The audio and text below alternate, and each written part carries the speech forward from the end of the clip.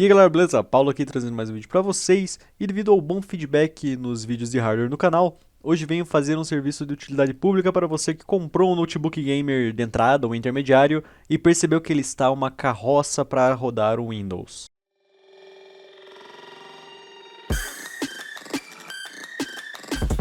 A maioria dos notebooks gamers de entrada ou intermediários trabalham usando HDs de 5400 RPM, os clássicos HDs de notebooks pequenininhos. E quem entende o mínimo do Windows 10 sabe que essa combinação é a pior possível quando se trata de desempenho. O Windows 10 parece ter sido feito para rodar em SSDs desde sempre, pois basta algum update em segundo plano para o seu uso do disco ir para 100%. Comprometendo toda a experiência até mesmo em tarefas simples como abrir o navegador. O exemplo que eu vou usar hoje é um Dell Inspiron 15 Gaming 7567, que já vem com o SSD M.2 instalado, porém que possui uma velocidade bem limitada por ser o original da Dell. Esse upgrade mostra uma diferença absurda principalmente em relação aos HDs, mas se comparar com esses SSDs OEM, há uma diferença pequena que é mais justificada pelo armazenamento que você vai colocar a mais. O processo de troca é simples. Antes de realizar essa troca, faça o backup de tudo que você queira salvar no seu SSD ou HD original. Vou explicar depois o porquê, mas de qualquer forma faça esse backup para você não perder nada. Desligue o notebook e tire-o da tomada. Localize os parafusos para abrir a tampa inferior, que são bem mais acessíveis em notebooks gamers do que nos notebooks comuns. Desencaixe as travas da tampa com cuidado usando uma ferramenta de plástico para não deixar marcas no plástico. E pronto, você tem acesso ao interior do notebook. Achar o slot M.2 é fácil, geralmente ele sempre está próximo ao HD convencional, mas recomendo antes de fazer esse procedimento sempre verificar no YouTube vídeos de desmontagens do modelo do seu notebook para conferir a dificuldade e também disponibilidade do conector. E é claro, antes de você encostar em qualquer parte da placa, se possível desconecte a bateria do seu notebook. Também nesses vídeos de desmontagem, geralmente mostra como você vai desconectá-la. Desparafuse o M.2 original, retire-o com cuidado e pegue o substituto.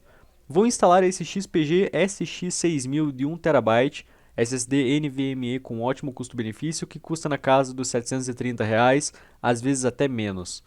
Encaixe-o no conector com um ângulo de 30 graus e termine de encaixar ele parafusando a base.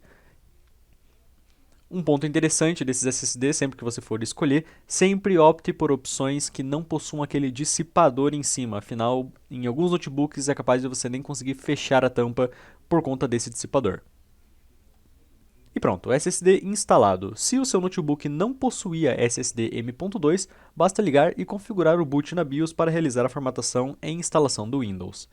Agora, se o seu notebook já operava com um SSD mais um HD comum, como é o caso desse Dell aqui, você vai se deparar com uma tela preta ao ligar o aparelho pela primeira vez. Para resolver é simples, você pode utilizar a tecla de boot menu do notebook, geralmente F12, para forçar a entrada na BIOS, retirar a pilha da BIOS para resetá-la e fazer o notebook entrar na BIOS direto, ou colocar o SSD M.2 original e entrar na BIOS normalmente. Tá, mas para que entrar na BIOS? Bem, esses notebooks já possuem SSD e HD e geralmente operam numa espécie de modo RAID, fazendo assim o SSD e HD serem independentes um do outro para ocorrer o boot. Na BIOS há uma opção relacionada ao modo RAID que, se desativada, fará o notebook bootar novamente.